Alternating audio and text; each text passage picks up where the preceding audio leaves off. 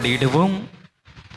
நமத்திலே வரக்கூடிய இறைவன் வல்லமை மிக்க இறைவன், விண்ணையும் மண்ணையும் ஏன் நம்மையும் படைத்த இறைவன். அந்த இறைவனை முழந்தால் படியிட்டு ஆராதித்து வரவேற்போம்.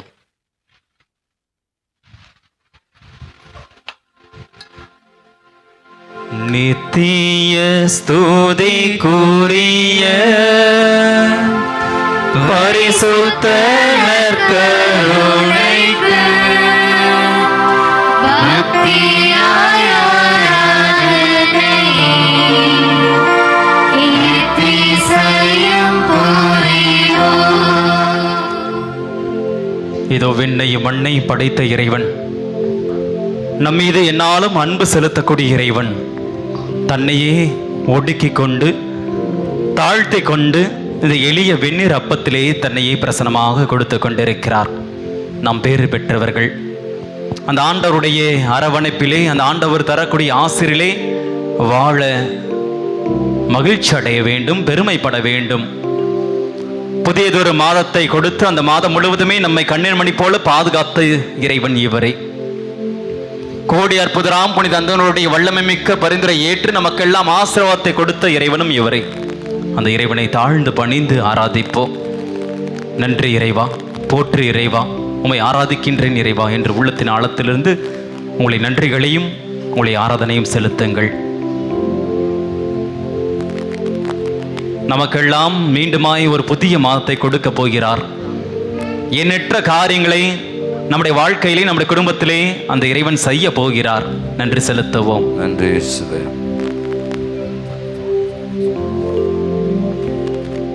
அவருடைய அன்பு என்றும் மாறாத அன்பு, அவருடைய இரக்கம் என்றென்றும் நிலைத்திருக்கக்கூடிய இரக்கமாக இருக்கிறது.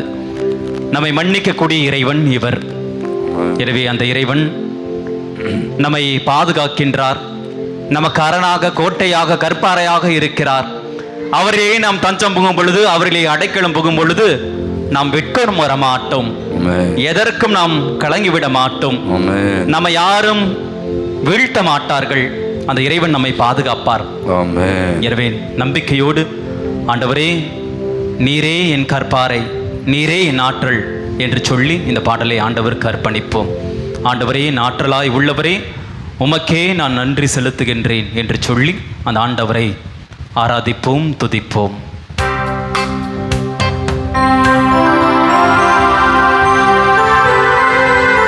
நம்பிக்கையோடு இந்த பாடலை ஆண்டவருடைய அர்ப்பணிப்போம். தொடர்ந்து அந்த ஆண்டவருடைய சிறகுகளிலே பாதுகாக்க பெற்றவர்களாக, வழிநடத்தப்படக்கூடியவர்களாக நாமும் நம்முடைய குடும்பத்தாரும், குறிப்பாக பிள்ளைகளும் வாழ வழிநடத்தப்பட ஜெபிப்போம்.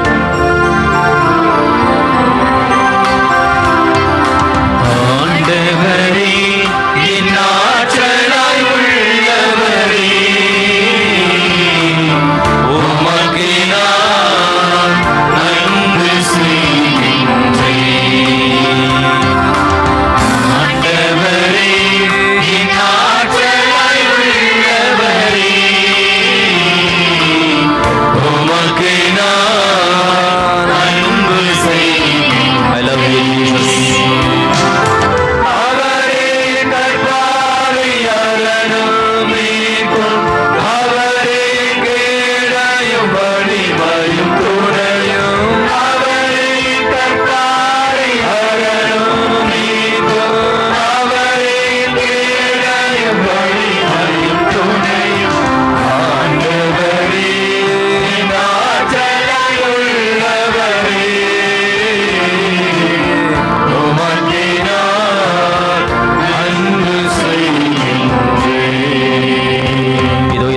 பகைவர்கள் நம்மை தாக்குகிறார்கள், எத்தனையோ நோய் நொடிகள் நம்மை அண்டுகிறது.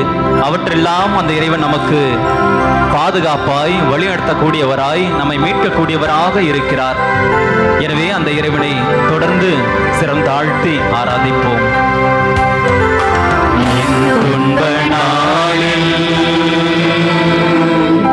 பகைவர்கள் காக்க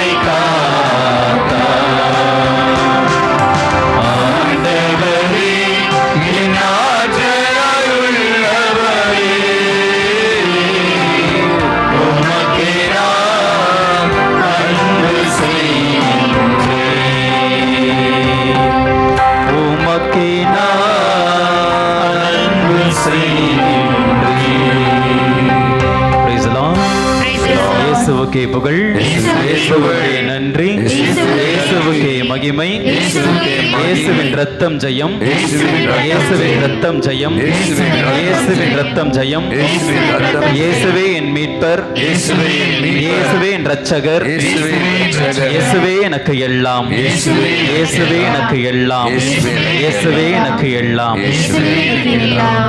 பிரியமானவர்களே, இயேசுவே நமக்கு எல்லாம் என்று அறிக்கையிட்டு இருக்கிறோம். அவரிலே நாம் தஞ்சம் புகும் பொழுது, அவரிடம் நாம் அடைக்கலம் புகும் பொழுது நிச்சயம் நாம் வெட்கமுற மாட்டோம். எனவே இந்த மாதம் முழுவதுமே நம்மை வழியெடுத்து இறைவிடத்திலே நம்மையும் நம்முடைய குடும்பத்தையும் நம்முடைய பிள்ளைகளையும் ஒப்புக் கொடுப்போம். இந்த பங்கு சமூகத்தை ஒப்புக் கொடுப்போம். சிறப்பாக புதியதொரு மாதத்திலே பலவிதமான காரியங்களை நாம் முன்னெடுக்க போகிறோம். பலவிதமான எதிர்பார்ப்புகள், பலவிதமான தேவைகள் நமக்கு இருக்கிறது, நம்முடைய குடும்பத்திற்கு இருக்கிறது. அவற்றையெல்லாம் இறைவன் அறிந்தவராக, நமக்கு நன்மைகளே செய்யக்கூடியவராக, நன்மைகளே தரக்கூடியவராக இதோ இந்த இறைவன் இருக்கிறார் என்ற நம்பிக்கையோடு அவரிடம் தஞ்சம் புகுவோம். நீங்கள் சொல்ல வேண்டிய பல்லவி: ஆண்டவரே, உம்மிடம் நான் அடைக்கலம் புகுந்துள்ளேன், நான் ஒருபோதும் வெட்கம் அடைய விடாதையும், என் கற்பாரையும் கோட்டையும் நீரே, உமது பெயரின் பொருட்டு எனக்கு வழிகாட்டி என்னை வழிநடத்தி அருளும். அவர்கள் எனக்கென விரித்து வைத்துள்ள வலையிலிருந்து என்னை விடுவித்தருளும். பல்லவி: ஆண்டவரே, உம்மிடம் நான் அடைக்கலம் புகுந்துள்ளேன், நான் ஒருபோதும் வெட்கப்பட விடாதையும். உமது கையில் என் உயிரை ஒப்படைக்கின்றேன். வாக்கு பெறலாத இறைவனாகிய ஆண்டவரே, நீர் என்னை மீட்டருள் நீர். பல்லவி: ஆண்டவரே, உம்மிடம் நான் அடைக்கலம் புகுந்துள்ளேன், நான் ஒருபோதும் வெட்கமடைய விடாதேயும். உமது பேரன்பில் நான் களி கூறுவேன், அக்களிப்பேன். என் துன்பத்தை நீர் பார்க்கின்றீர், என் இக்கட்டுகளையும் நீர் அறிந்துள்ளீர். என் எதிரின் கையில் என்னை நீர் விட்டு விடவில்லை, அகன்ற இடத்தில் என்னை காலூன்றி நிற்க வைத்தீர். பல்லவி: ஆண்டவரே, உம்மிடம் நான் அடைக்கலம் புகுந்துள்ளேன், நான் ஒருபோதும் வெட்கமடைய விடாதேயும். ஆண்டவரே, எனக்கு இரங்கும், ஏனெனில் நான் இக்கட்டான நிலையில் உள்ளேன். துயரத்தால் என் கண்ணும் என் உயிரும் என் உடலும் தளர்ந்து போயின. என் வாழ்க்கை வருத்தத்திலே கடந்து செல்கிறது. ஆம், என் வாழ்நாள் புலம்புவதிலே கழிகின்றது. துயரத்தால் என் வலிமை குறைந்து போகிறது. பல்லவி: ஆண்டவரே, உம்மிடம் நான் அடைக்கலம் புகுந்துள்ளேன், நான் ஒருபோதும் வெட்கமடைய விடாதேயும். ஆண்டவரே, நான் உம்மீது நம்பிக்கை வைத்துள்ளேன், நீரே என் கடவுள் என்று சொன்னேன். பல்லவி: ஆண்டவரே, உம்மிடம் நான் அடைக்கலம் புகுந்துள்ளேன், நான் ஒருபோதும் வெட்கமடைய விடாதேயும். ஆண்டவரே, முகத்தின் ஒளி அடியேன் மீது வீசும்படி செய்யும். ஆண்டவரே, பேரன்பால் என்னை விடுவித்தருளும். ஆண்டவரே, உம்மை நோக்கி மன்றாடினேன், என்னை வெட்கமுற விடாதையும். புல்லார் வெட்கமடைந்து போவார்களாக. பல்லவி: ஆண்டவரே, உம்மிடம் நான் அடைக்கலம் புகுந்துள்ளேன், நான் ஒருபோதும் வெட்கமடைய விடாதேயும். Price the Lord. இயேசுவுக்கே புகழ், இயேசுவுக்கே நன்றி, இயேசுவுக்கே மகிமை. பிரியமானவர்களே, ஒரு சிறிய செய்தியை மட்டும் உங்களுக்கு சொல்ல ஆசைப்படுகிறேன். நாம் ஒவ்வொருவருமே இறைவனால் விசேஷ விதமாக தேர்வு செய்யப்பட்டவர்கள். அனைவரும் அமரலாம். நாம் ஒவ்வொருவருமே கடவுளுடைய உருவிலும் சாயலும் படைக்கப்பட்டவர்கள். தொடக்க நூல் புத்தகம் 1ஆம் அதிகாரம் 27வது வசனம் அழகாக சொல்கிறது. அப்படி என்றால் எல்லோரிடத்திலுமே கடவுளுடைய குணாதிசயங்கள் பொதிந்து கிடைக்கிறது. கடவுள் அன்பாக இருக்கிறார், இரக்கம் நிறைந்தவராக இருக்கிறார், மன்னிக்க கூடியவராக இருக்கிறார் என்றால் அவருடைய சாயலும் உருவிலும் படைக்கப்பட்ட ஒவ்வொரு மனிதர்களுமே அன்பு செலுத்த கடமைப்பட்டவர்கள், மன்னிக்க கடமைப்பட்டவர்கள், பிறர் மீது இரக்கம் காட்ட கடமைப்பட்டவர்கள். Praise the lord. Praise the lord. அதிலும் சிறப்பாக கிறிஸ்தவர்களாகிய நம்மை இறைவன் விசேஷ விதமாக தேர்வு செய்திருக்கிறார். அவருடைய சீடர்களாக, சீடத்திகளாக வாழ, அவருக்கு சான்று பகரக்கூடிய வாழ்க்கை வாழ. எபேசியருக்கு எழுதப்பட்ட திருமுகம் அதிகாரம் 1 இறைவசங்கள் 3, 4, 5 படித்திருக்கின்ற தெரியும். நாம் அனைவரும் தூயோராகவும் மாசற்றோராகவும் தந்தையின் திருமுன் விளங்கும்படி கடவுள் இந்த உலகை தோற்றுவதற்கு முன்னதாகவே இயேசு கிறிஸ்து வழியாக நம்மை தேர்வு செய்திருக்கிறார். அப்படி என்றால் கிறிஸ்துவின் பிள்ளைகளாக நாம் வாழ்வது என்பது கடவுள் நமக்கு கொடுத்த கொடை. Price the Lord. இயேசுவுக்கே புகழ். எனவே அந்த இயேசுவுடைய பிள்ளைகளாக இருப்பதிலே நாம் மகிழ்ச்சி அடைய வேண்டும், பெருமைப்பட வேண்டும். கடந்த ஞாயிற்றுக்கிழமை நற்செய்தி வாசகம் நினைவுக்கு இருக்கும் என்று நம்புகிறேன்.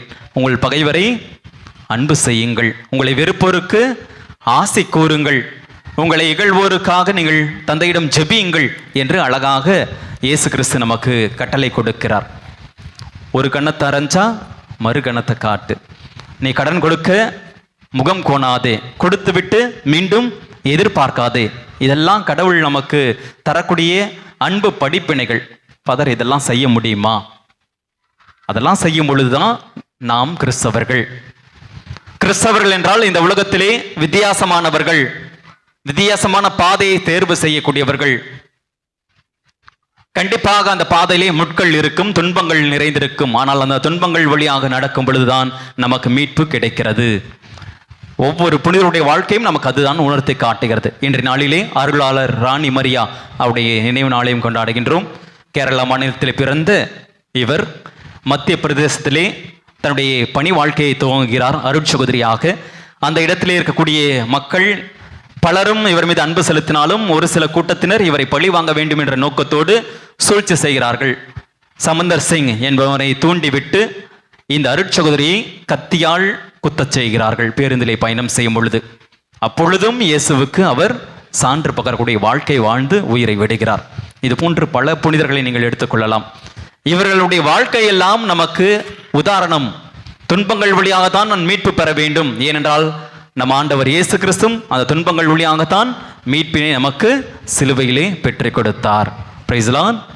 இயேசுவின் ரத்தம் ஜெயம், இயேசுவின் ரத்தம் ஜெயம், இயேசுவின் ரத்தம் ஜெயம். எனவே ஒரு 5 டிப்ஸை மட்டும் நான் கொடுத்து முடிக்கிறேன். இந்த 5 வழிமுறைகள் புனித பியோ நமக்கு கொடுக்கக்கூடிய அறிவுரைகள், வழிமுறைகள். புனித பியோ யாருன்னு தெரியுமா? 5 காயங்கள் வரங்களை பெற்ற ஒரு மிகச்சிறந்த புனிதர். இயேசுவுக்கு எப்படி 5 காயங்கள் இருந்தது, அதே போல இவருக்கும் அந்த வரங்களை கடவுள் தருகிறார். ஒரே நேரத்தில் 2-3 இடத்துல கூட ஒரு திருப்பலி நிறைவேற்றக்கூடிய வல்லமை இருக்கு. இந்த புனிதர் ஒவ்வொரு கிறிஸ்தவரும் இதை பின்பற்ற வேண்டும் என்று சொல்கிறார். முதல் டிப்ஸ், கடவுளுக்கு பிடித்த வாழ்க்கை வாழ, கடவுளுக்கு உகந்த வாழ்க்கை வாழ, கடவுளோடு நாம் நெருங்கி செல்ல, அந்த உறவிலே வலுப்படுத்தப்பட, கடவுளிருந்து ஆசிரியை பெற்றுக்கொள்ள வேண்டும் என்றால் முதலிலே ஒவ்வொரு கிறிஸ்தவனும் செய்ய வேண்டியது வாரத்திற்கு ஒரு முறை ஒப்புரவு சாதனம் மேற்கொண்டு உங்கள் ஆன்மாவை தூய்மையாக்கி கொள்ளுங்கள் அப்படின்னு சொல்றார். ஒரு சிலர் சிரிக்கிறீங்க, எனக்கு தெரியுது. நான் 5 வருஷத்துக்கு முன்னாடி பாவசங்கீதனை செஞ்சேன் ஃபாதர், 10 வருஷத்துக்கு முன்னாடி செஞ்சேன் அப்படின்னு சொல்றீங்க. ஏன்னா ஒரு சிலர் பாவசங்கீதனை செய்யும்பொழுது அதை கூறுவதை நானும் கேட்டிருக்கிறேன்.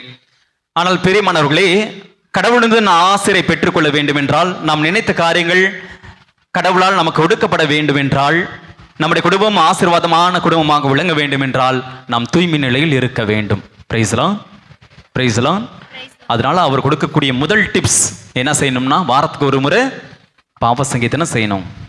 என்கிட்ட பாவமே இல்லை அப்படின்னு சொன்னோம்னா நம்ம ஏமாத்திக்கிறோம். அதுக்கு சின்ன உதாரணம் தராரு. ஒவ்வொரு கிறிஸ்தவனும் ஏன் பாவ சங்கீதனம் செய்ய வேண்டும் என்றால், கடவுள் நமக்காக காத்து கொண்டிருக்கிறார் நம்முடைய பாவங்களை மன்னிக்க.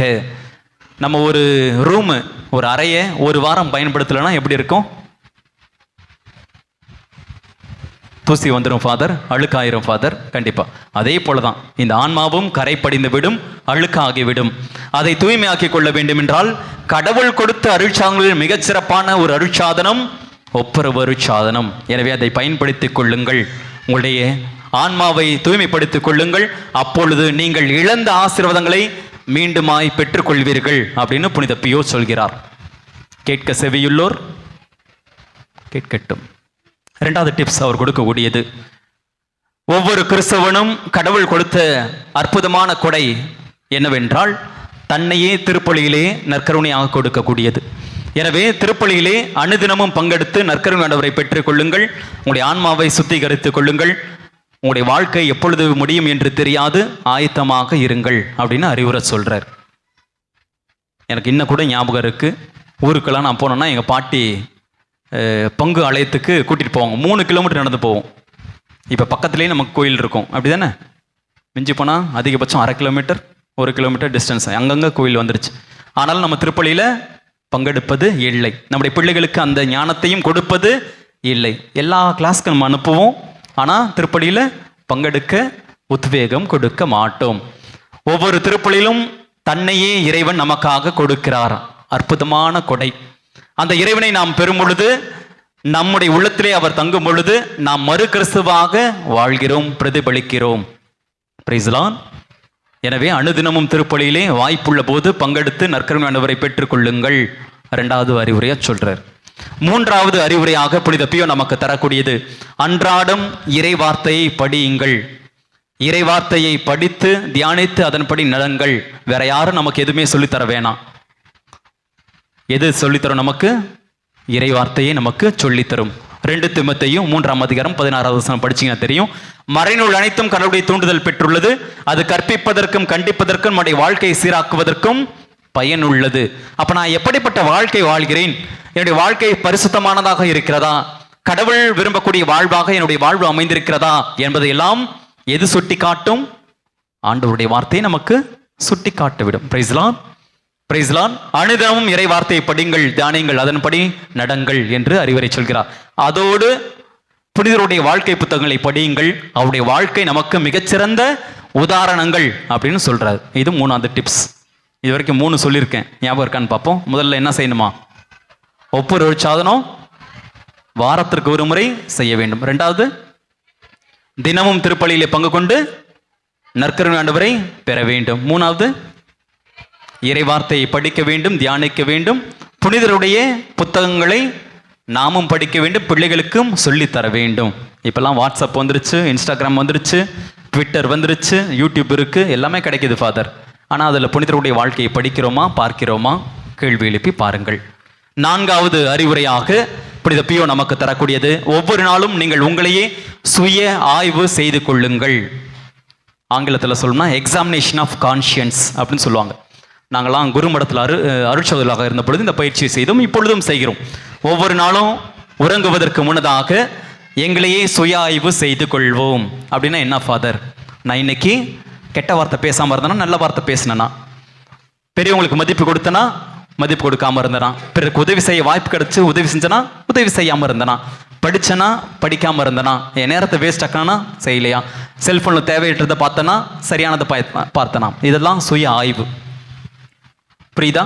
இதுதான் சுய ஆய்வு. ஒவ்வொரு நாளும் நம்மையே சுய ஆய்வு செய்து கொண்டு நம்முடைய வாழ்க்கையை சீர்படுத்தி கொள்ள வேண்டும் அப்படின்னு அறிவுரை சொல்கிறார். ஏனென்றால் உங்க மனசாட்சி என்ன சொல்லுது அப்படின்னு கேளுங்க அப்படின்னு சொல்றாரு. ஏன்னா இந்த மனசாட்சியில தூய ஆவியானவர் குடிக்கொள்கிறார். சரிங்களா? அப்போ ஒவ்வொரு நாளும் அந்த சுய ஆய்வு, சுய பரிசோதனை செய்து கொண்டு நம்முடைய வாழ்க்கையை நாம் புதுப்பித்துக் கொள்ள வேண்டும், மாற்றிக்கொள்ள வேண்டும் என்று அறிவுரை சொல்கிறார். 5th டிப்ஸ், இறுதியாக புனித பியோ நமக்கு தரக்கூடியது, சாத்தானுடைய சூழ்ச்சிகளை வெற்றி கொள்ள வேண்டும் என்றால், பாவத்திலே நாம் விழாமல் இருக்க வேண்டும் என்றால், நாம ஜபங்களை பயன்படுத்துங்கள். நாம ஜபங்கள்லாம் என்ன ஃபாதர்? இஜாக்குலேட்டிவ் ப்ரேயர், வலிமை ஜபங்கள், மன வலிமை ஜபங்கள். மரியை வாழ்க, மரியை வாழ்க, மரியை வாழ்க 25 முறை 50 முறை சொல்லணும். இயேசுவின் ரத்தம் ஜெயம், இயேசுவின் ரத்தம் ஜெயம், இயேசுவின் ரத்தம் 50 முறை சொல்லணும். இயேசுவே தாவீதின் மகனே என் மீது மனம் இறங்கும். இது போன்ற ஜபங்கள் எல்லாம் சாத்தானுடைய சூழ்ச்சிகளிலிருந்து, பிடிகளிலிருந்து நம்மை காத்துக்கொள்ள உதவி செய்கிறது. புனிதர்களுடைய பரிந்துரை நமக்கு கிடைக்க செய்கிறது. கோடி அற்புதர் புனித அந்தோனியார் அப்படின்னு மட்டும் நம்ம வாய்க்கிலேயே சொல்லக்கூடாது. அப்படி உதவி நாடணும், கேட்கணும், கூப்பிடணும். அப்படி கூப்பிட்றப்ப சாத்தானுடைய பிடிகள், பொல்லாப்புகள் நம்மை அண்டாது. 5 டிப்ஸ், 3 சொல்லிட்டீங்க. 4வது என்ன சொன்னேன்? சுய ஆய்வு ஒவ்வொரு நாளும் நம்மை செய்து பார்க்க வேண்டும். மன வலிமை ஜபங்கள், நாம ஜபங்களை பயன்படுத்தி கொண்டு நம்மை சாத்தானுடைய பிடியிலிருந்து பாதுகாத்து கொள்ள வேண்டும். எனவே இது போன்ற வழிமுறைகள் எல்லாம் நாம் கடவுளுக்கு பிடித்த வாழ்க்கை வாழ, கடவுளோடு நெருங்கி செல்ல நமக்கு உதவி செய்யக்கூடிய வழித்தடங்கள் என்பதை புரிந்து கொள்வோம் பிரியமானவர்களே. எனவே இது போன்ற தலங்களிலே கடவுள் நமக்கு ஆசீர்வாதத்தை தருகிறார், நம்மோடு பயணிக்கிறார் என்பதை உணர்ந்து கொண்டு உன்னதமான கிறிஸ்தவர்களாக வாழ முயற்சி செய்வோம். அதற்குரிய ஆசிரை இந்த அற்புதமான வேளையிலே நற்கருணை ஆண்டவரிடம் கேட்போம். பிள்ளைகள் மட்டும் எந்திரிச்சு நில்லுங்க. சிறப்பாக அவர்களுக்காக நாம் ஜெபிக்க போகிறோம். அன்று சீடர்களுக்கு தூய ஆவியின் பிரசன்னத்தை கொடுத்த இறைவன், ஆவியின் அபிஷேகத்தை கொடுத்த இறைவன் இந்த நாளிலே இந்த பிள்ளைகளுக்கும் சிறப்பான ஆசீர்வாதத்தை தர, நீங்கள் என்னென்ன காரியங்கள் செய்ய வேண்டும், எதை செய்ய வேண்டும், எப்பொழுது செய்ய வேண்டும் என்று நமக்கெல்லாம் கற்றுத்தரக்கூடியவர் தூய ஆவியானவர் மட்டுமே. எனவே அந்த நம்பிக்கையோடு ஓ பரிசுத்த ஆவி என்ற பாடலை பாடுவோம். பெரியவர்களும் பிள்ளைகளுக்காக தூய ஆவியுடைய பரிந்துரையை இந்த பாடல் வழியாக நாடுங்கள்.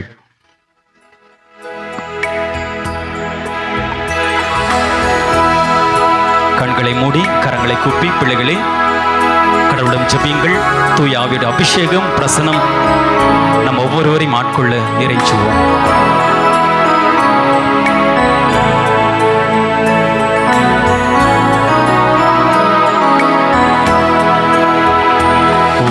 பரிசுத்த ஆவியே, என் ஆன்மாவின் ஆன்மாவே, உம்மை ஆராதனை செய்கின்றேன். இறைவா ஆராதனை செய்கின்றேன். ஓ பரிசுத்த ஆவியே, என் ஆன்மாவின் ஆன்மாவே, உம்மை ஆராதனை செய்கின்றேன். ஆண்டவரே இறங்கி வாரும். உம்முடைய பிரசன்னத்தால் இந்த பிள்ளைகளை நிரப்பி அருளும். இவர்கள் எதை செய்ய வேண்டும், எப்படி செய்ய வேண்டும் என்று கடுத்தரும். தவறான பாதையை தேர்வு செய்யாமல் சரியான பாதையை இவர்கள் தேர்வு செய்ய, இந்த தேர்வு சமயங்களிலே நல்லவற்றை அவர்கள் பார்க்க, நல்லவற்றை தேர்வு செய்ய, படிக்கக்கூடிய நேரத்திலே படித்து அதை நினைவிலே கொண்டு வந்து தேர்விலே எழுதக்கூடிய வாய்ப்பினை இவர்களுக்கு நல்க இறைஞ்சுகிறோம் தகப்பனே. இவர்களை ஆட்கொள்ளும், ஆசீர்வதியும். என்னை ஒளிரச் செய்து வழிகாட்டும் புது வலுவோட்டி என்னை தேற்றும். கடமை என்னவென்று காட்டும், அதை கருத்தாய் புரிந்திட தோன்றும். என்ன நீர் நாளும் நன்றி துதிக்கும் பணிவேல் இறைவா, உந்தன் திருவுளப்படி என்னை நடத்தும். ஓ பரிசுத்த ஆண்டவரே, ஆசீர்வதியும். இவர்களுக்கு வலுவை கொடுத்தருளும், சக்தியை கொடுத்தருளும். தேர்வு பயத்தை இவருடைய உள்ளத்திலிருந்தே நீக்கியருளும். ஆண்டவரே, இந்த தேர்வு என்பது கல்வியின் ஒரு பகுதி. தாங்கள் படித்ததை நினைவு கொண்டு வந்து எழுதக்கூடிய ஒரு ஆற்றல் என்பதை இவர்கள் உணர குறி செய்தருளும்.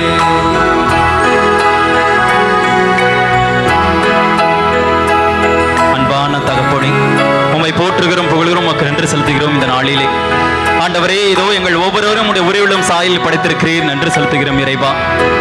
இதோ நீர் கொடுத்த ஞானம், நீர் கொடுத்த அறிவு எங்களை ஆட்கொள்கிறது, எங்களை வழிநடத்திக் கொண்டிருக்கிறது. அதற்காக நன்றி செலுத்துகிறோம் இறைவனே. ஆண்டவரே, இதோ வளரும் தலைமுறையாக இந்த பிள்ளைகளை உங்களுடைய கரத்திலே ஒப்புக் கொடுத்து ஜெகிக்கிறோம் தகப்பனே.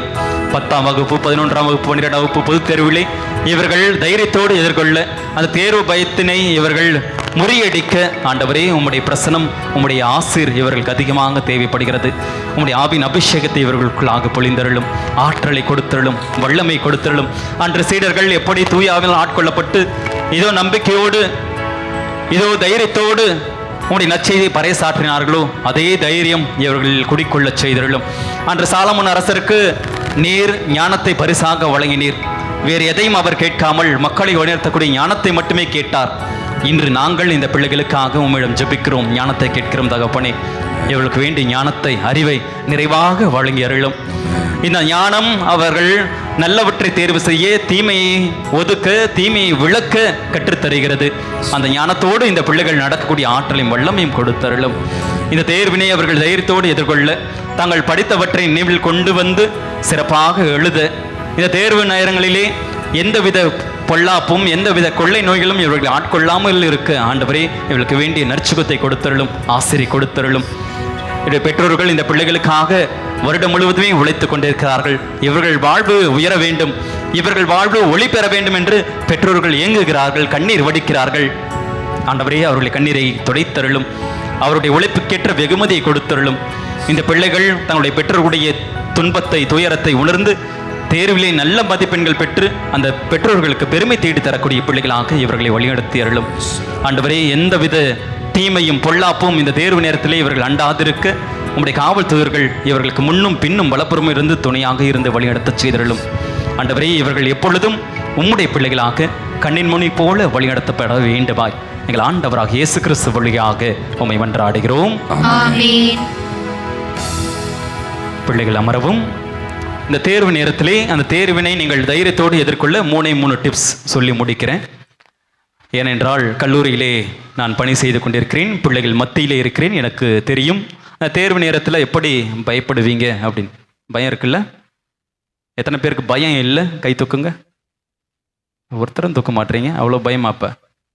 கண்டிப்பாக ஏதோ ஒரு விதமான அச்சம், கலக்கம், பயம் இருக்கும். 3 அறிவுரைகள் மட்டும் நான் சொல்ல ஆசைப்படுகிறேன். இந்த தேர்வினை எப்படி நீங்கள் எதிர்கொள்ள முடியும், எதிர்கொள்ள வேண்டும்? முதலாவது, பிள்ளைகளே, நீங்கள் தகுந்த இடத்திலே தகுந்த நேரத்திலே உங்களுடைய பாடத்திட்டத்தை கையில் எடுத்துக் கொள்ளுங்கள். தேவையில்லாத படிக்கக்கூடாது. எது தேவையோ அதை எடுத்துக்கணும். எந்த சப்ஜெக்ட் நமக்கு தேர்வு செய்கிறோமோ அதை எடுத்துக்கோங்க. அதற்குரிய சிலபஸ், அவுட் ஆஃப் சிலபஸ் போகக்கூடாது. சிலபஸ்க்குள்ளே இருக்கணும். அந்த சிலபஸ் தேவையான அந்த பாடங்களை முதலில் நாம் எடுத்துக்கொள்ள வேண்டும். கண்டிப்பாக டீச்சர்ஸ் எல்லாம் சொல்லி கொடுத்துருப்பாங்க முக்கியமான கேள்விகள். அதே போல் கடந்த 3-5 ஆண்டுகளாக இதெல்லாம் திரும்பி கேட்டிருக்காங்க. அந்த இம்பார்ட்டன்ட் கொஷின்ஸ்லாம் சொல்லியிருப்பாங்க ஒவ்வொரு சப்ஜெக்ட்லையும். எனவே அதெல்லாம் நீங்கள் தகுந்த தயாரிப்போடு முதலில் எடுத்து வைத்து கொள்ள வேண்டும். அப்போ இதெல்லாம் நான் படித்தா நான் தைரியத்தோடு எதிர்கொள்வேன். இதுலேயே நமக்கு பாதி பயம் போயிடும். எதுவுமே தெரியாமல் அப்படி போய் படித்தோம்னா நமக்கு எதுவுமே தெரியாது, பயம்தான் இருக்கும்.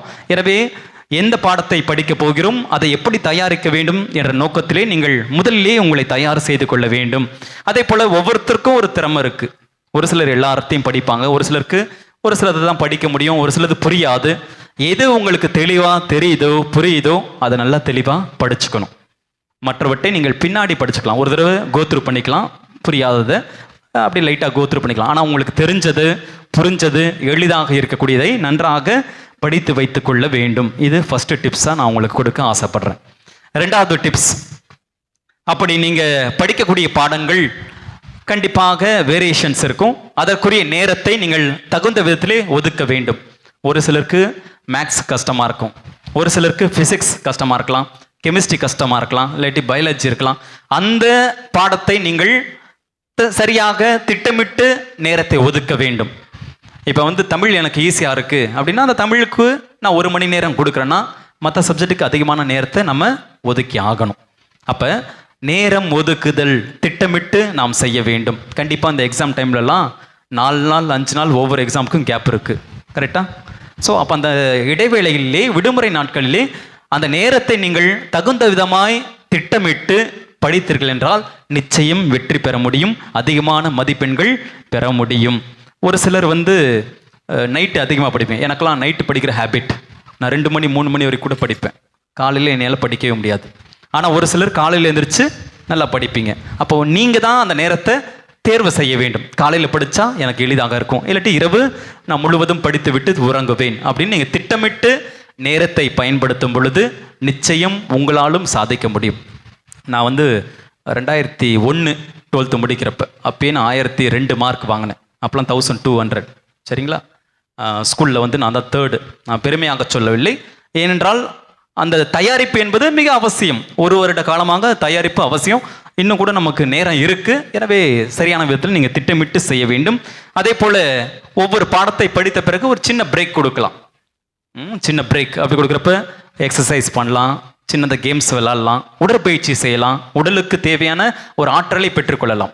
டோன்ட் ப்ளே வீடியோ கேம்ஸ், அதனால எந்த சக்தியும் வரப்போகிறதில்ல. பப்ஜி வேறு என்ன ஜி எல்லாம் வருது, அந்த ஜி எல்லாம் விளையாடுறது ஒதுக்கிடுங்க இந்த தேர்வு சமயத்தில்.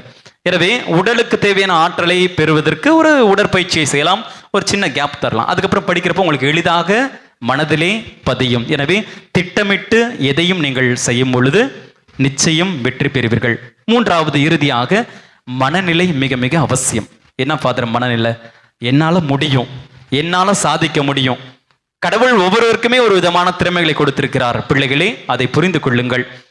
படிக்க முடியலையா, வேற எதில் டேலண்ட் கண்டிப்பாக இருக்கும், அதை நாம் பயன்படுத்த வேண்டும். ஒரு சில சப்ஜெக்ட் உங்களுக்கு ஈஸியாக வரும், நல்லா படிப்பீங்க, அதில் நிறையா பெட்டராக ஸ்கோர் பண்ணுங்க. படிக்க முடியாத பாடத்தில் மார்க் குறைஞ்சாலும் மற்ற சப்ஜெக்டில் நம்ம நிறைய மார்க் வாங்குறப்ப பெர்சன்டேஜ் அதிகமாக போகும்.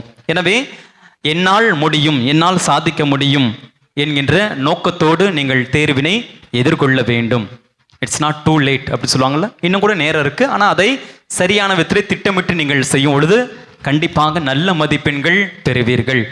அதே போல் உங்களை எப்பொழுதுமே மற்றவரோடு ஒப்பிட்டு பார்க்காதீர்கள். Don't compare yourself with others. மற்றவங்களோட ஒப்பிட்டு பார்க்கவே வேண்டாம். அவன் அவ்வளோ மார்க் வாங்குறான், என்னால் வாங்க முடியல. Don't put yourself down, don't have inferior. Okay, அது மாதிரி ஒரு தாழ்நிலை மனப்பான்மை, தாழ்ச்சி அல்லது அந்த தவறான எதிர்மறை எண்ணங்களை எல்லாம் நீங்கள் துடை தெரிய வேண்டும். என்னாலும் சாதிக்க முடியும், நானும் மதிப்பெண்கள் பெறுவேன். மதிப்பெண் என்பது கல்வியின் மதிப்பீடு மட்டும்தான். இதுதான் நம்முடைய வாழ்க்கையை தீர்மானிக்கும் அப்படின்னு கிடையாது. ஏன்னா இந்த உலகத்தில் எவ்வளோ வாய்ப்புகள் இருக்குது, கடவுள் கொடுத்துருக்கிறாரு. ஒன்று இல்லைன்னா கண்டிப்பாக இன்னொன்று நமக்கு கண்டிப்பாக இருக்குது. நான் ஃபஸ்ட்டு வந்து டீச்சர் ஆகணும்னு ஆசைப்பட்டேன். ஆனால் எனக்கு டீச்சர் ஆகிறதுக்கு வாய்ப்பு கிடைக்கல. 1002 சொன்னேன்ல, அந்த 1002 வாங்குறப்பே எனக்கு சீட்டு கிடைக்கல டீச்சர் ட்ரைனிங்க்கு அப்போ. ஆனால் கடவுள் பாருங்களேன் எப்படி திட்டம் பாருங்களேன். அப்போ நான் பிஎஸ்சி கம்ப்யூட்டர் சயின்ஸ் படித்தேன், அதுக்கப்புறம் எம்எஸ்சி கம்ப்யூட்டர் சயின்ஸ். ஆனால் அதுக்கப்புறம் பாருங்கள் இப்போ காலேஜில் ப்ரொஃபஸராக இருக்கேன். எதை நாம் எதிர்பார்த்தோமோ, எதை திட்டமிட்டோனோ அதை கடவுள் கண்டிப்பாக தருவார். பிரைஸ்லான், பிரைஸ்லான். எனவே கடவுள் நமக்கென்ற ஒரு திட்டத்தை வைத்திருப்பார். அதன்படி நாம் செல்லும் பொழுது நிச்சயம் அனைத்தும் கைகூடும். எனவே உங்களுடைய மனநிலை தைரியமாக இருக்க வேண்டும். உங்கள் மீது நீங்கள் நம்பிக்கை கொள்ள வேண்டும். எனவே ஆசிரியர்கள் உங்களுக்கு கொடுத்த வழிமுறைகள் எல்லாம் பின்பற்றுங்கள். கண்டிப்பாக நீங்களும் சாதிப்பீர்கள், வெற்றி பெறுவீர்கள். கல்வியாளர்கள் பொதுவாகவே 4 R அப்படின்னு சொல்கிறாங்க, 4 Rs. இந்த ஆரை நீங்கள் பின்பற்றீங்கன்னா கண்டிப்பாக you can succeed in your exams அப்படின்னு சொல்கிறாங்க. First one read, second one recall, third one revise, fourth one repeat அப்படின்னு சொல்கிறாங்க. ரீட், நன்றாக படிக்க வேண்டும். ரீகால், நான்லாம் தூங்க போகிறதுக்கு முன்னாடி யோசிப்பேன், என்ன படித்தோம், இதெல்லாம் வந்துச்சு, இந்த கேள்விக்கெல்லாம் இதுக்கு சரியாக இருக்கா, பதிலாம் யோசிப்போம். அதான் ரீகால். இதெல்லாம் முடிதான். அப்படி நமக்கு மறந்து போச்சுன்னா என்ன செய்யணும்? we have to revise. that's the third step. Revise பண்ணோம். எது மறந்துருச்சோ அதை மறுநாள் நம்ம என்ன செய்யலாம்? ரிவைஸ் பண்ணலாம். and then you repeatedly again you say. so these are the steps will help you to achieve your path, to achieve the success in the examination. எனவே இந்த ரீட், ரீகால், ரிவைஸ், ரிப்பீட் என்கிற வழிமுறையிலே படியுங்கள். கண்டிப்பாக நீங்களும் சாதிப்பீர்கள். உங்களுக்காக நாங்கள் ஜெபிக்கிறோம். எனவே பிள்ளைகள் அனைவரும் எழுதினீர்கள். நம் மத்தியிலே இருக்கக்கூடிய நற்கருணை ஆண்டவர் ஆற்றல் மிக்கவராய், அதிசயம் செய்யக்கூடியவராய், நம்மிடத்தில் இருக்கக்கூடிய பயத்தை போக்கக்கூடியவராக இருக்கிறார். எனவே அவர்களை தஞ்சம் புகுவோம். இந்த தேர்வு நேரத்திலே நாம் சந்திக்கக்கூடிய சவால்கள், பயம், இவை அனைத்தும் இறைவன் நீக்குகிறார் என்ற நம்பிக்கையோடு ஆண்டவரே என்னை ஆசீர்வதியும், எனக்கு தைரியத்தை தாரும், எனக்கு வாழ்க்கையில் ஒரு பிடிப்பை தாரும், என்னுடைய இலக்கை நோக்கி நான் பயணிக்க எனக்கு சக்தியை தாரும் என்று சொல்லி பிள்ளைகள் அனைவரும் ஜெபியில் முட்டி போடுங்க, முழந்தால் படியுங்க. நற்கருணை ஆண்டவரே, இந்த பசங்க வெளியே வாங்க. கேர்ள்ஸ் அந்த பக்கம் முடி கால் போடுங்க, பாய்ஸ் மட்டும் அந்த பக்கம் முடி போடுங்கப்பா. கொஞ்சம் நீங்கள் உள்ள போயிடுங்க. இது வந்து ஒன்லி இன்னைக்கு வந்து நம்முடைய பிள்ளைகளுக்காக சிறப்பு ஜெபம் தந்தையார்கள் ஜெபிக்க இருக்கிறாங்க. நம்பிக்கையோடு தந்தை ஒருத்தராக இருக்கணும். ஒருத்தரா இப்படி குட்டி மொட்டையமாக வேணாம், தனித்தனியாக இல்லைங்க. தள்ளி போகலாம். வாங்க முன்னாடி வாங்க, தயவுசெய்து முன்னாடி வாங்க. இப்போ இயேசு அப்பாவை தந்தை அவர்கள் எடுத்து வரார். நீங்கள் இதனால் படித்ததெல்லாம் உனக்கு ஏற்ற போகிற தேர்வு தந்தை மிக அழகாக சொன்னது போல அத்துணை காரியம் நீ கடவுள் வந்து உங்களுக்கு கொடுக்க போகிறார். நீங்கள் நம்பிக்கையாக வந்து தொடுங்க. நீண்டிங்க ஆண்டவரே, இந்த தேர்வு நல்ல முறையில் நான் எழுதிக்கணும், நல்ல மதிப்பெண் பெறணும் என்று நம்பிக்கையெல்லாம் வரிசையாக உட்காந்து போகலாம். வரிசையாக போங்க, முடியால் போடுங்க, அந்த பக்கம் போகலாம். கொஞ்சம் உட்காந்துக்கலாம், வெளியே ஓரமாக வாங்க, தள்ளி போங்க, கொஞ்சம் வழிபடுங்க பிள்ளைங்களுக்கு. இப்போ தந்தைகள் ஜெபமும் ஒரு பாடலும் பாடுவார்கள். நம்முடைய உதவி பகுதி நற்கருணை எடுத்து வருவார். நம்பிக்கையோடு, விளையாட்டாக இல்லை. நீங்கள் இந்த நேரம் வந்து ஒரு பொன்னான தருணம். ஆண்டவரே அழகாய் தந்தை சொன்னது போல உங்களுக்கு நிறைய ஞானத்தையும் ஞாபக சக்தியும் தந்து இந்த தேர்வு எதிர்கொள்ளக்கூடிய வலிமை தரப்போறார். இப்போது நீங்கள் ஜெபிக்கிற ஜெபம் தந்தையர்கள் நாங்கள் உங்களுக்காக ஜெபித்து நிறைவான ஆசிரியை உங்களுக்கு தர இருக்கிறோம். இப்போது பெற்றோர்கள் எழுந்து நிற்போம், பெற்றோர்கள் எழுந்து நிற்போம். உங்களுடைய ஆசீர்வாதங்களை இந்த பாடலோடு இணைந்து பிள்ளைகளுக்காக ஒப்புக்கொடுங்கள். பிள்ளைகள் ஆசீர்வாதத்தை பெற்று தைரியத்தோடு இந்த தேர்வினை எதிர்கொள்ள அந்த சக்தி கிடைக்க நற்கருணை ஆண்டவரிடம் ஜெபிப்போம். பாடல் குழுவினோடு ஆசீர்வதியும் ஆண்டவரே என்னை ஆசீர்வதியும் என்று சொல்லி நம்முடைய மத்தியிலே நீங்கள் மொத்தம் 77 பேர் இந்த ஆண்டு 10ஆம் வகுப்பு தேர்வு கொடுத்துருக்கீங்க. அங்கே நற்கருணை ஆண்டவர்களை அமைக்கிறேன். 11ஆம் வகுப்பு 17 பேர் பேர் கொடுத்துருக்காங்க. அதே மாதிரி 32 பேர் வந்து 12ஆம் வகுப்பு தேர்வு. நீங்கள் பார்த்தீங்கன்னா வெறுமனே நமது பங்கை மட்டும் சேர்ந்து மட்டும் அல்ல, பிற பிள்ளைகள் கூட வந்திருக்காங்க. சப்போஸ் அவங்க வராமல் இருக்கலாம், பட் இருந்தாலும் நற்கருணை ஆண்டவர் முன்பாக உங்கள் பெயர்களை எல்லாம் வைத்து உங்களுக்காக தந்தையர்கள் நாங்கள் இப்போ ஜெபிக்க இருக்கிறோம். ஆண்டவர் இயேசு இப்போது உங்கள் நம்மத்தில் நடுவில் வருகிறான். தந்தை அவர்கள் ஆசீர்வதியும் என்ற பாடலை பாடி உங்களுக்காக ஜெபிப்பா. நம்பிக்கையோடு நீங்கள் தொட்டு ஆண்டுவிட்டு அழுது ஞானத்தை பெற்றுக்கொண்டு இந்த தேர்வை எழுதுவதற்கான வெற்றி வாய்ப்பு தரும்படியாய் என்றார். பிள்ளைகளே, உங்களுடைய உள்ளத்தை எது வருத்துகிறதோ, எதெல்லாம் நசுக்குகிறதோ, எதெல்லாம் வருத்தத்தை கொடுக்கிறதோ ஆண்டவரிடம் இறக்கி வையுங்கள். அவர் உனக்கு தேவையான ஆசீர்வாதத்தை தருகிறார். ஆசீர்வதியும் என்னை ஆசீர்வதியும், ஆசீர்வதியும் எம்மை ஆசீர்வதியும், ஆசீர்வதியும் என்னை ஆசீர்வதியும், ஆசீர்வதியும் எம்மை ஆசீர்வதியும், ஆசீர்வதியும் என்னை ஆசீர்வதியும், ஆசீர்வதியும் என்னை ஆசீர்வதியும். அன்புள்ள பிதாவே, எங்களை ஆசீர்வதியும், இந்த பிள்ளைகளை ஆசீர்வதியும். உள்ளத்தை வருத்தக்கூடிய பிள்ளாப்புகள், வருத்தங்கள், பயத்தை நீக்கி ஆசீர்வதியும். அப்பா பிதாவே ஆசீர்வதியும். அன்புள்ள பிதாவே ஆசீர்வதியும். அப்பா பிதாவே ஆசீர்வதியும். அன்புள்ள பிதாவே ஆசீர்வதியும். நீத்திய பிதாவே ஆசீர்வதியும். சத்திய பிதாவே ஆசீர்வதியும். நீத்திய பிதாவே ஆசீர்வதியும். சத்திய பிதாவே ஆசீர்வதியும். ஆசீர்வதியும் என்னை ஆசீர்வதியும். ஆவின் அபிஷேகத்தை கொடுக்கிறேன். இதோ நத்தை ஒளிவிலே உங்களுடைய பிரசனத்தை கொடுத்து ஆசீர்வதித்துக் கொண்டிருக்கிறேன். நன்றி இறைவா. தொடர்ந்து எங்களை உங்களுடைய சரணிகளை பாதுகாத்தலும், இந்த பிள்ளைகளை வழிநடத்தியலும், பிள்ளைகளுக்கு வேண்டிய ஆற்றலை வல்லமை கொடுத்தலும் எங்களை ஆசீர்வதியும். இயேசு கிறிஸ்துவே ஆசீர்வதியும். ரட்சிக்கின்ற தெய்வமே ஆசீர்வதியும். இயேசு கிறிஸ்துவே ஆசீர்வதியும். ரட்சிக்கின்ற தெய்வமே ஆசீர்வதியும்.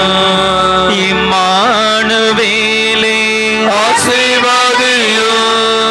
கூட வருபவரே ஆசீர்வதியும். இம்மானுவேலே ஆசீர்வதியும். கூட வருபவரே ஆசீர்வதியும். ஆசீர்வதியும் என்னை ஆசீர்வதியும். ஆசீர்வதியும் என்னை ஆசீர்வதியும். ஆசீர்வதியும் என்னை ஆசீர்வதியும். ஆசீர்வதியும் என்னை ஆசீர்வதியும். வாழ்பவரே என்மை ஆசீர்வதியும். வருபவரே என்னை ஆசீர்வதியும். வாழ்பவரே என்னை ஆசீர்வதியும்.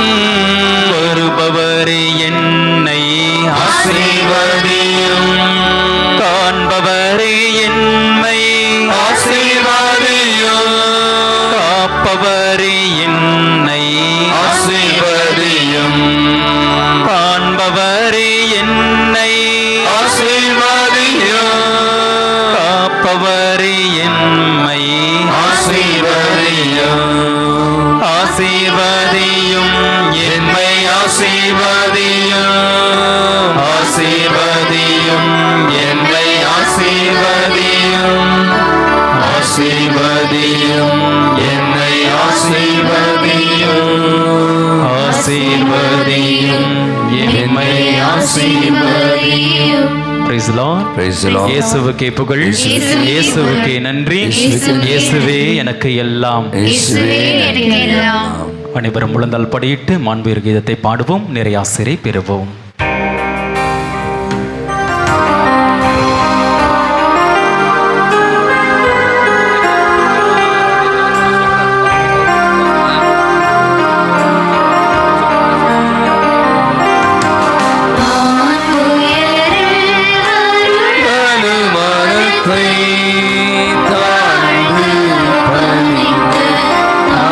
ஆராதிப்போம். அடைய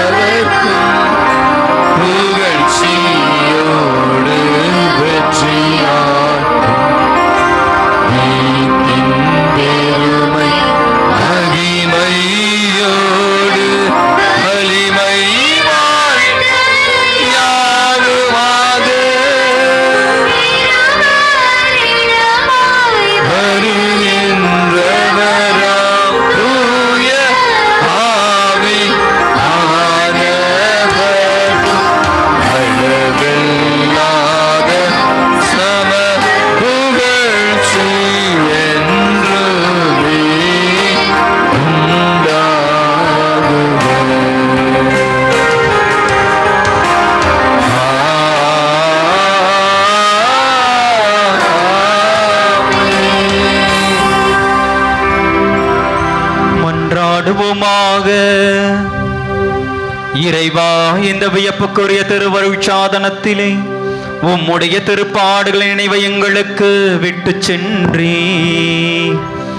உமது திருவுடல் திரு ரத்தம் ஆகியவற்றின் தூய மறைபொருளை வணங்கும் நாங்கள் உமது மீட்பின் பலனை இடைவிடாமல் அனுபவிக்க அருள் புரியுமாறு உம்மை மன்றாடுகின்றோம். என்றென்றும் வாழ்ந்து ஆட்சி செய்கின்றவர் நீரே.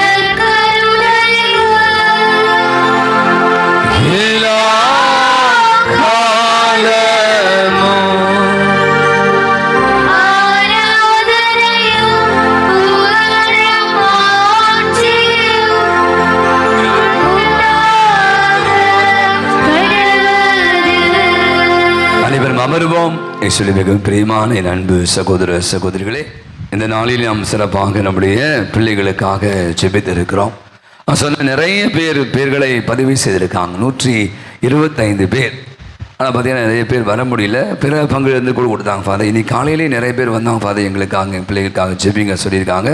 நான் தொடர்ந்து இந்த பேரில் இருக்க அத்தனை பேருக்கும் தினந்தோறும் திருப்பலி ஒப்புக் கொடுக்க இருக்கிறேன். நீங்கள் தேர்வு எழுதி முடிக்கிற வரை உங்களுக்காக இங்கே திருப்பலியானது ஒப்புக் கொடுக்கப்படும். வழக்கமாக நீங்கள் பார்த்தீங்கன்னா இன்றைக்கி ரொம்ப அழகாய் தந்தை மிக அழகாய் சொன்னார். அம்மா அப்பாவுடைய கனவு அவங்க உங்களெல்லாம் ரொம்ப அழகாக படிக்க வைத்து நல்லா படிக்கணும். இன்றைக்கி ஒன்று தான் சொல்கிறாங்க, கல்வி மட்டும் இருந்தால் போதும், மற்ற எதுவுமே வேண்டாம், மற்ற எல்லாம் உங்களுக்கு வரும். நீங்கள் இப்போ பைசா வச்சுருக்கீங்க, சீக்கிரமாக காலியாகிடும். அறிவு ஞானம் தான் முக்கியம். அவங்க தான் சொல்ல ஒருவன் ஞானத்தில் குறைவாக இருந்தால் அவனிடம் கேட்கட்டும், நான் அவனுக்கு கொடுப்பேன் அப்படின்னு வசனம் சொல். அப்போ இந்த அருமையான நாளில் அவன் சொன்ன மாதிரி தந்தை அழகாக சொன்னார், இட்ஸ் நாட் டூ லேட், இன்னும் டைம் இருக்குது. ஆனால் என்ன பிரச்சனைனா நீங்கள் எல்லாத்தையும் விளையாட்டாக எடுத்துக்கிறீங்க. யூ ஆர் நாட் வெரி சீரியஸான பிள்ளைங்களை பார்த்தீங்கன்னா இந்த சமயத்துலையாவது நான் சொன்னேன், இன்னும் ஒரு 10 நாள் இதுதான் தெரில எனக்கு, உங்களுக்கு எக்ஸாம் இருக்குது.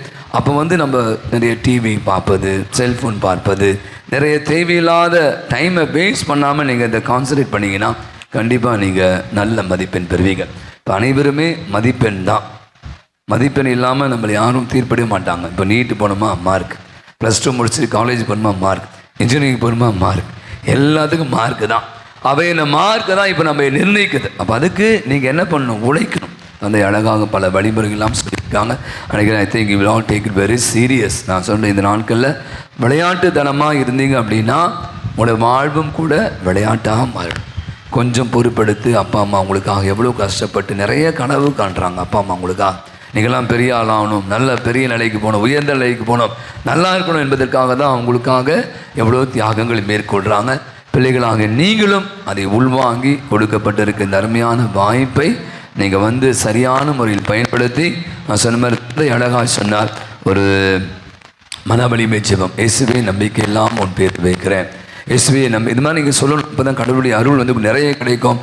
நிறைய ஞாபகம் தூய ஆவியை கூப்பிடுங்க, நிறைய ஆண்டவருடைய பாதத்தில் கொஞ்சம் ஜெபம்லாம் பண்ணுங்க. அப்போ தான் நீங்களும் விளையாட்டாக இருக்கும்போது அதெல்லாம் எவ்வளோ படித்தா சில பேருக்கு எல்லாம் மறந்துடும். ஞாபக சக்தி வேணும், நல்லா பயப்படக்கூடாது, நல்ல தைரியமாக போகணும், உடல் சுகம் வேணும். இதெல்லாம் எல்லாம் ரொம்ப தேவையில்லாமல் போய் இந்த சளி இரும்பெல்லாம் வராமல் ஜுரம் வராமல் பார்த்து இந்த மாதிரி நிறைய விஷயங்களை கொஞ்சம் ரொம்ப சீரியஸாக தேர்வை வெற்றிகரமாக எழுதி முடிக்க உங்கள் அனைவருக்கும் இங்கே வந்திருக்கிற தந்தைகள் சார்பாக வாழ்த்துக்களை நம்ம ஒரு பலத்த ஒரு கரவொலி கொடுத்து நம்முடைய பிள்ளைகளுக்கு தெரிவித்துக் கொள்வோம். இந்த நாளில மத்தியிலே நமக்காக இந்த திருப்பலி நிறைவேற்றி நமக்காக ஜெபித்தவர் அருள் தந்தை பிரதீப் அவர்கள். நம்முடைய சென்னை மயிலை மறைமாவட்டம் சேர்ந்த ஒரு இளம் குரும, நல்ல அருமையான தந்தை. அவர் சொன்னது போல சில பல பங்கில் இருந்தார். அதை தொடர்ந்து பார்த்தீங்கன்னா மணவாள் நகர் பங்கில் 5 ஆண்டுகள் மிக சிறப்பாக பணியாற்றி அப்புறம் MSc படித்து நம்முடைய சென்னை மயிலை மறைமாவட்டம் கீழச்செல்ல கிரைஸ்ட் கல்லூரி என்ற ஒரு கல்லூரியை உருவாக்கிறார், கலை கல்லூரி. சரியா? குறிப்பாக நீ பார்த்தீங்கன்னா பின்தங்கியவர்கள், ஏழைகள், அப்பா அம்மாலாம் வேலைக்கே போவாத சாதாரண விவசாய பிள்ளைகள் தான் அந்த கல்லூரியில் படிக்கலாம். பெரிய வசதிலாம் இல்லை, பணக்கார பசங்களாம் கிடையாது. ஆகவே ரொம்ப கஷ்டப்படுற, ஆங்கிலம் கூட தெரியாத பிள்ளைகளுக்கெல்லாம் அற்புதமான முறையில் 1000க்கும் மேற்பட்ட பிள்ளைகள் இந்த கல்லூரியில் படித்து கொண்டு இருக்கிறார்.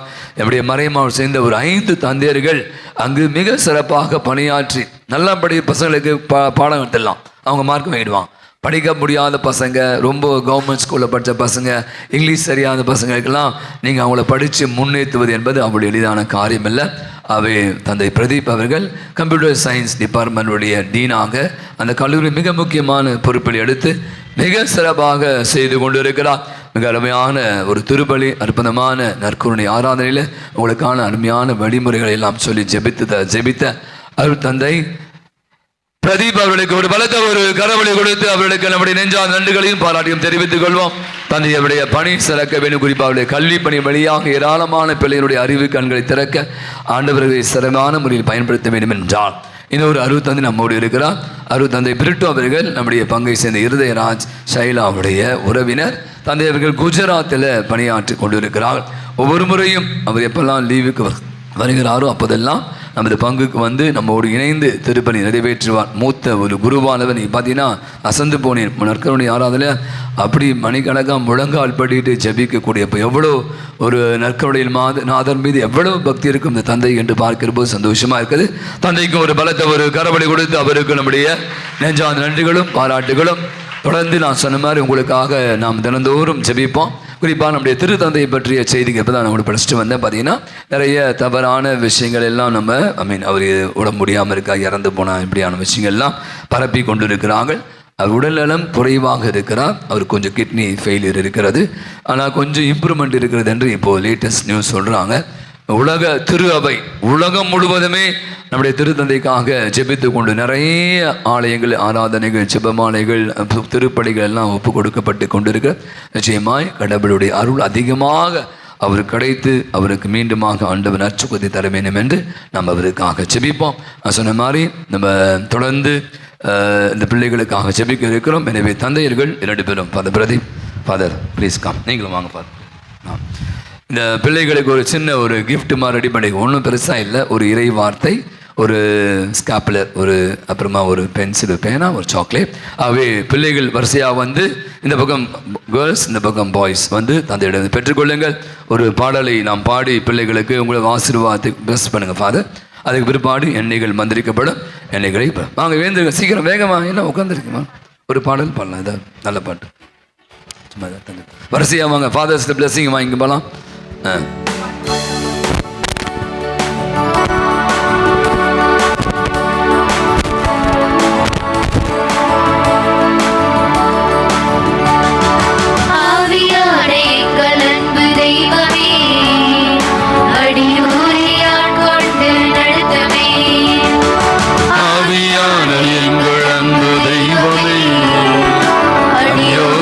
ஆட்கொண்டு நடத்தவே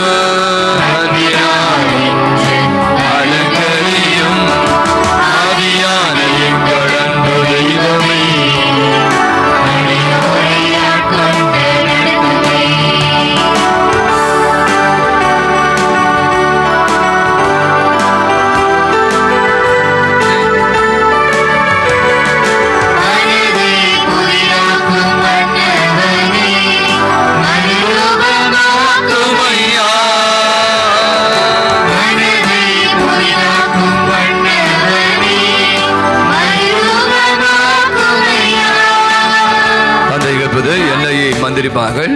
இப்போது வரிசையாக வந்து நாம் நெற்றியிலே எண்ணெய் தேய்க்கப்படும்.